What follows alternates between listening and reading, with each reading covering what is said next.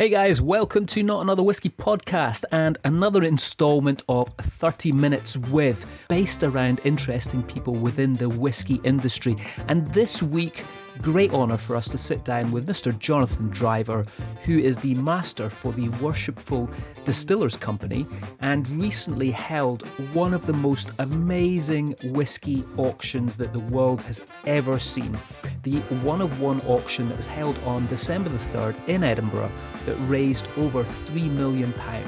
So here's our chat with him to get the lowdown on exactly what happened there.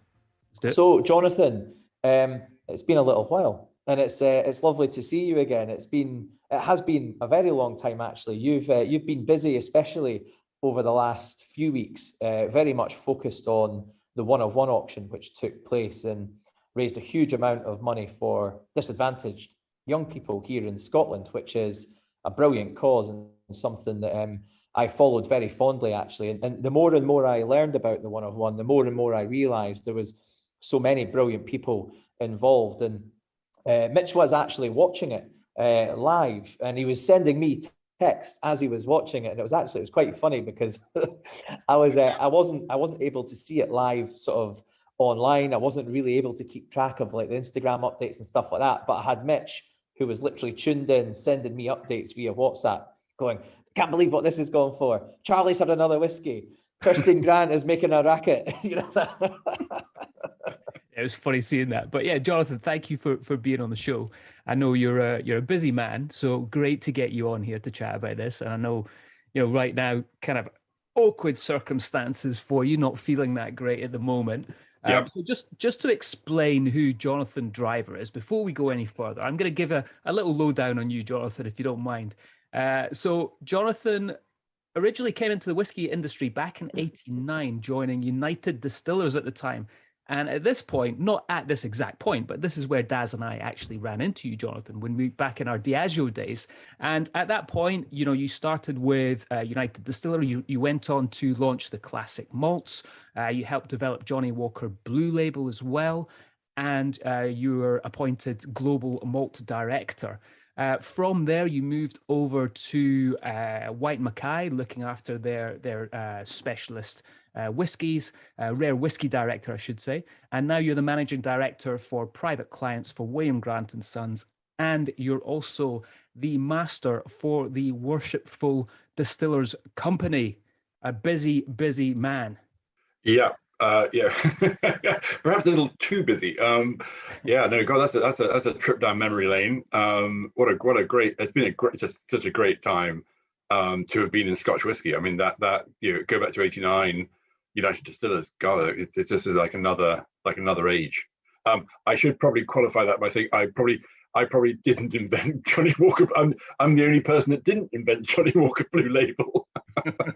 but I did work with some great people at the time who were people like Jim Beveridge and Tom Jago, who's a lovely guy at old UD, some really brilliant people. But that was when people said no one's ever going. I got a great memo from the the regional president of United Distillers North America saying no one is ever going to pay $150 for a bottle of whiskey. Trust me, this project is a waste of time. I love that. That's it. So you're obviously a very disobedient chap as well, Jonathan. That's quite good, isn't it? Well, yeah. I like to call Jonathan the James Bond of the whiskey world. Yeah. Don't worry. The William Grant. You know what the William Grant nickname was? That's even worse. James Bond's dad. It's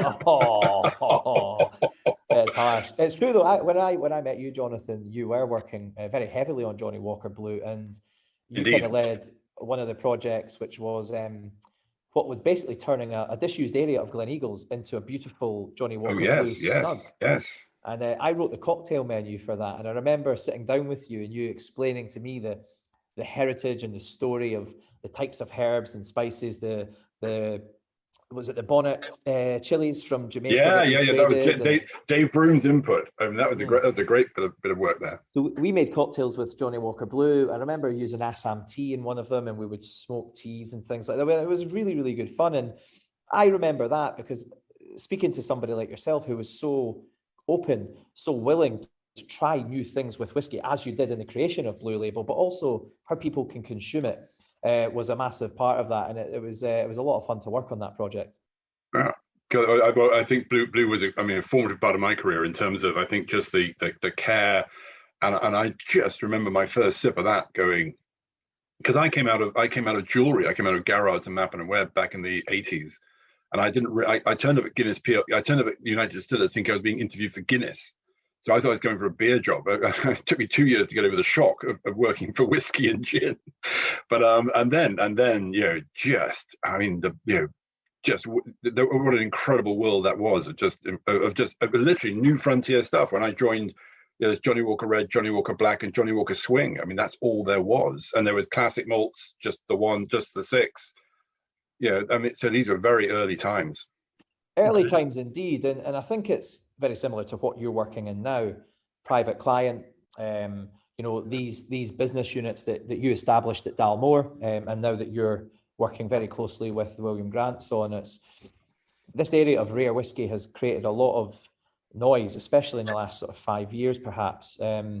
But one of one's very closely linked to that as well, isn't it? How did the concept of the distillers one of one come about? Well, Darryl, it's a really interesting point, because the distillers. I mean, I joined the distillers back in the late 90s, and it wasn't like it is now. I think we've kind of come in 20 years. We've come around from a sort of dining club to this. To raise £2.7 million for charity is that's not a dining club anymore. That's just that there's a huge sense of community and participation. But if you go back over those years, we did our first charity auction. Brian Morrison, who was then master of the distillers back in 2013, he said, well, hey, we're distillers, and we were really sort of trying to reconnect in with the industry, which we hadn't been before. And he said, come on, we're raising like sort of £10,000 a year for charity back then. And hang on, if we're whiskey, can we not just get an auction and just, as an industry, can we not get together and raise £100,000? And I remember at that time, Kenny Mackay, who's my great friend and who later became master as well, and just before me, I mean, Kenny and I just went, are you sure you want to do this? And it seemed impossible. I mean, actually, in 2013, it seemed impossible because there weren't that many auctions, and that sort of that rarity thing.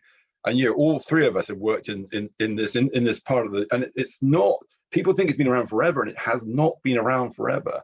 So in 2013, we went into that auction going, I don't think we can get £100,000.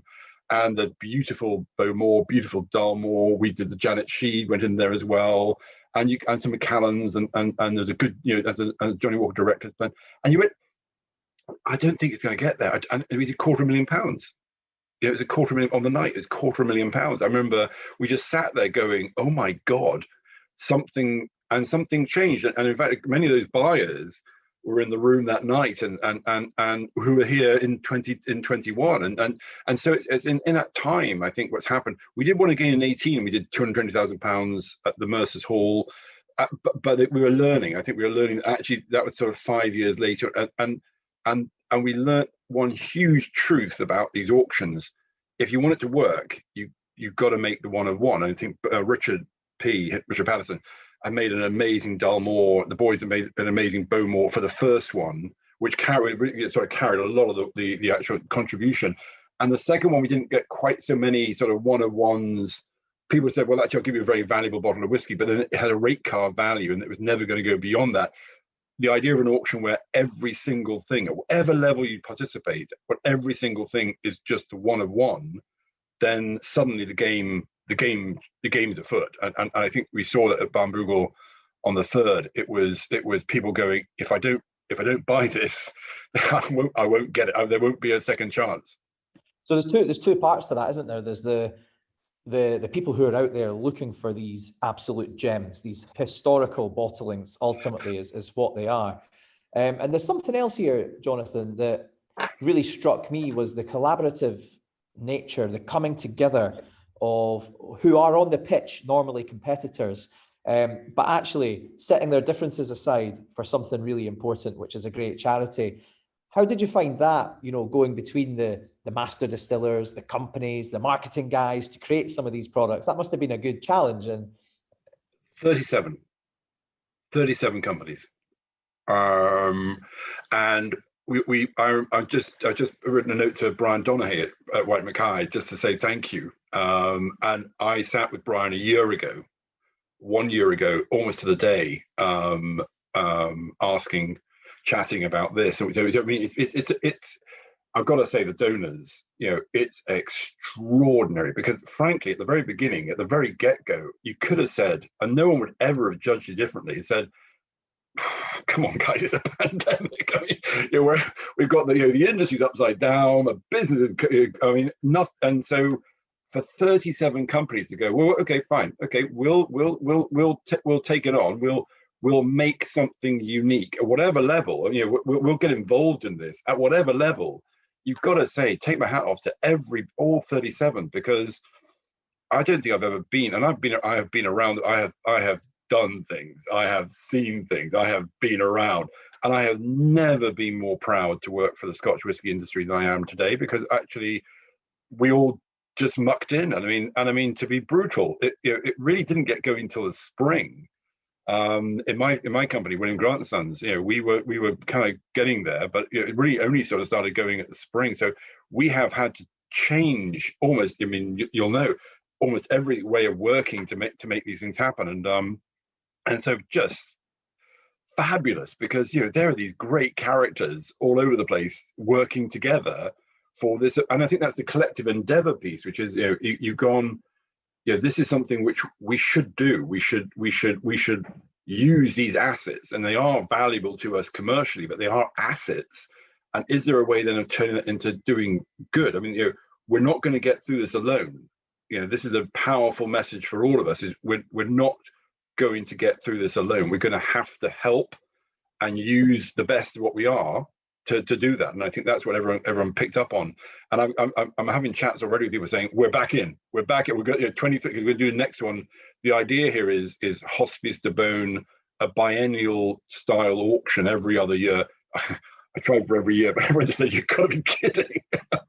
A biennial auction program with Sotheby's. Our partners have been so brilliant at that sort of, I mean, they are just at the top of their game. Biennial events to sort of gradually notch it up and put a lot of money where it's needed. It's absolutely amazing, Jonathan. Congratulations to you, and obviously all the companies that were involved as well. I mean, I think it was over £3 million that was raised, and I know a lot of that's going towards charities in Scotland. Let's talk about the lineup that you had, because it was 42 lots, I believe. And as you said, one of one, so these are never to be repeated. Now, this is probably going to be like trying to pick your favorite child hero. Don't even start. I mean, the number of people are going to. I've got to say that there were some dreamy ones where you kind of went, oh my, the Glengarry, the boys with the two casks, the one from when it was first fired, direct fired. And then today it's coming back on. They're going to give us a dual cask of that. That was miraculous. That was just amazing. I've got to say, hats off to Beam Suntory, and that was a lovely sort of, and they came in quite at the end. They went, well, hang on, we've got a really interesting idea for the Bowmore, and that bottle. Yeah, that Onyx was unbelievable. Oh yeah. I mean, just there's a photograph of me with it to keep threatening to issue as an advertising campaign. I said, well, that'll get me fired pretty quickly. So don't worry. I was going to say, yeah. Well, that bottle it's a world record for a single bottle of Islay single malt. Isn't it? I think we broke 20 world records. My favorite record is for the Glenfiddich. Now we'll come and talk to the Glenfiddich in a second, because that was, I mean, I aged 27 years during that. 27 years and 27 minutes.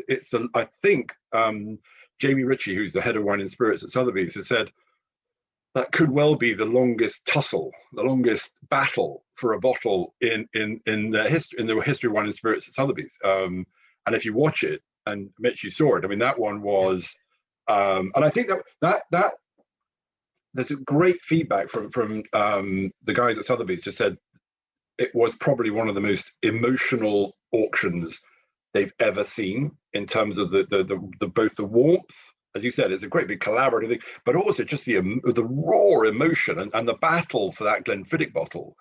A £10,000 increments for an £830,000 final bid, well, $1 million if you do aggregate.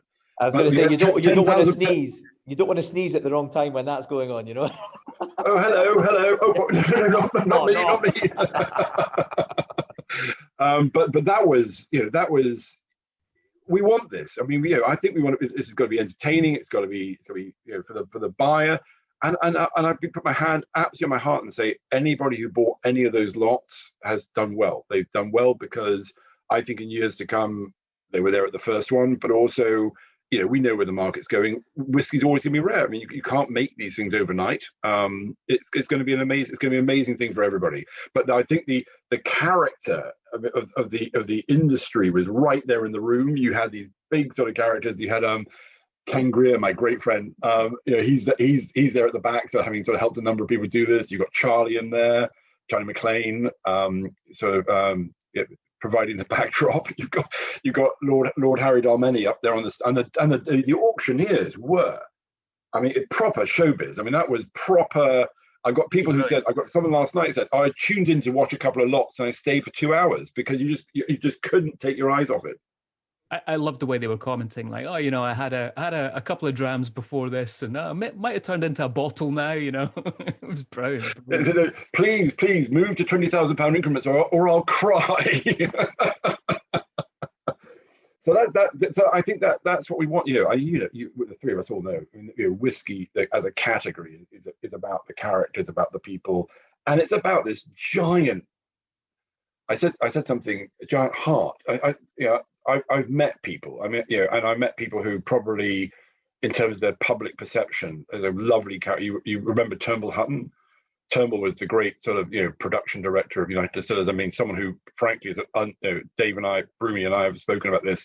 One of the great unspoken heroes of the industry during the 80s and 90s, and the most terrifying man you've ever met in your life, but with this giant heart. And I think that's when whiskey works. It's when you get these characters in the room who are commercial, who are sort of quite frightening at times, but who just have this generosity of spirit. That's unbelievable. And it's difficult for you to answer. You mentioned the Glenfiddichs. I did like the closed distillery pieces. You've obviously got the Little Mill in there, and you also had the Ladyburn as well. And the Ladyburn I'm just so grateful for everybody involved in that, because everyone gave permission. I mean, there was a lot of you can imagine, David Bailey and the estate. There was a lot of permissions needed, and I got a lovely email just saying how proud they were to be part of it, and so I'm super touched by that. I think the really clever thing about that was, so to explain to everyone if they hadn't seen this is a bottle of Ladyburn that had a David Bailey picture of John Lennon on the front of it, and was it 53 years old, Jonathan? 54. 54. And the really clever thing about that, and this is what I heard, was that Sotheby's had a load of Beatles buyers as well, and it went out to those guys. So I suppose you were getting the whiskey fans. I think the appeal here is especially with, and we had, Sotheby's, let's face it, have an extraordinary professional behind them. We had a machine and we did the drink side, and they've got a machine, they do the buyers. And I think what you're seeing, which is interesting, is you're seeing a sort of a broadening of interest into wine. So certainly the wine buyers are going now.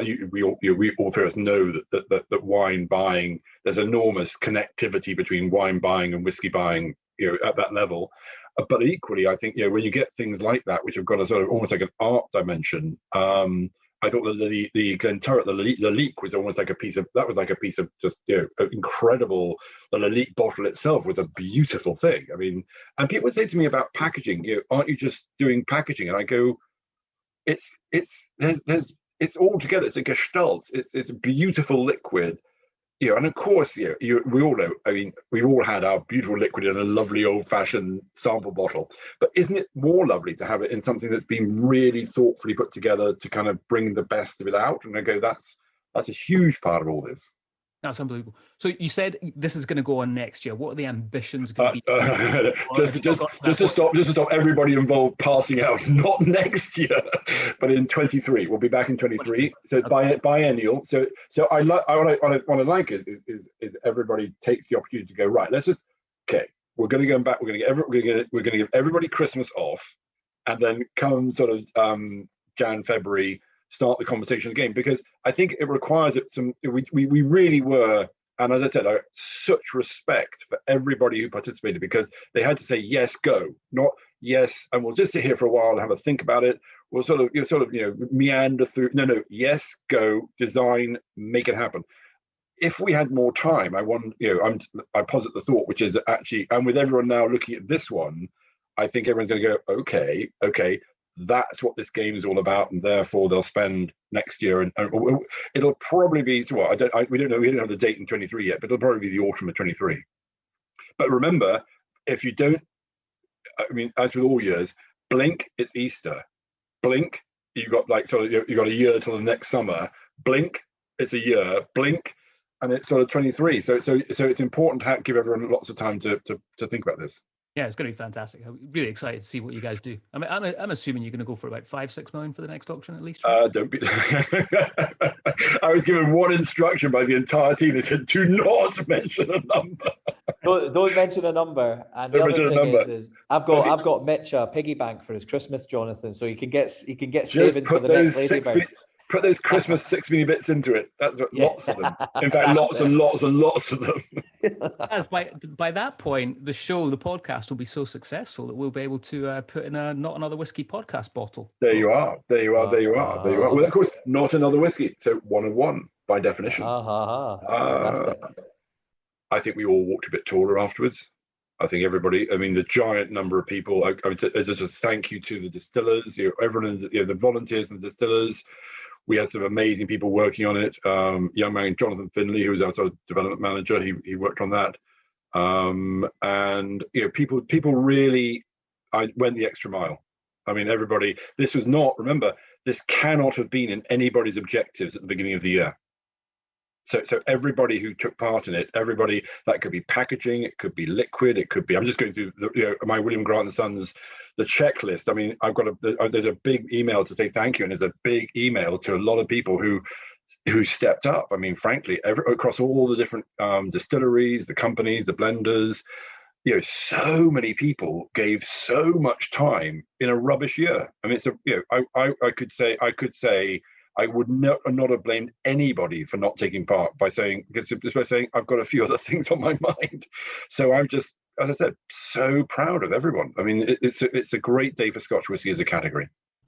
Yeah, definitely. And I think it's worth mentioning, if anyone wants to follow the story as it develops over the years, it's Distillers 101 on Instagram. Absolutely. Check it out and you'll see some of the bottlings. You'll see some of the people behind those bottlings. And, there's some really, really great things to follow. And of course, the main highlight, of course, is the cause. And we mustn't forget that, that is what it's about at the end of the day. It's for, well, this particular auction was for disadvantaged young people. I'm not sure if you're going to change the charity. No, the intention, and Darragh made a really good point. I mean, I'm fresh from the heat of battle, so the auction is my kind of preoccupation.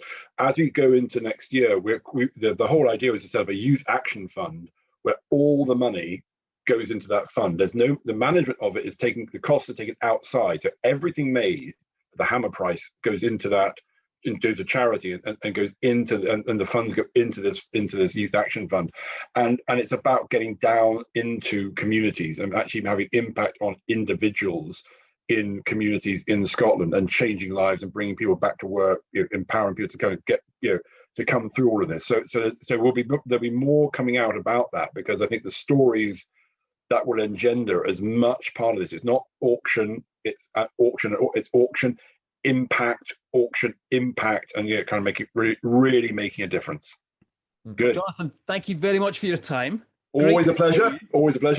Yeah, man. And, we look forward to the updates on what's going on here. And if we don't see you before, have an amazing Christmas and New Year. Take care of yourself. Thank you. Merry Christmas. Gosh, it's strange. We all sort of arrived at Christmas so quickly now, but it's nice to say the words. Merry Christmas. Merry Christmas, Jonathan.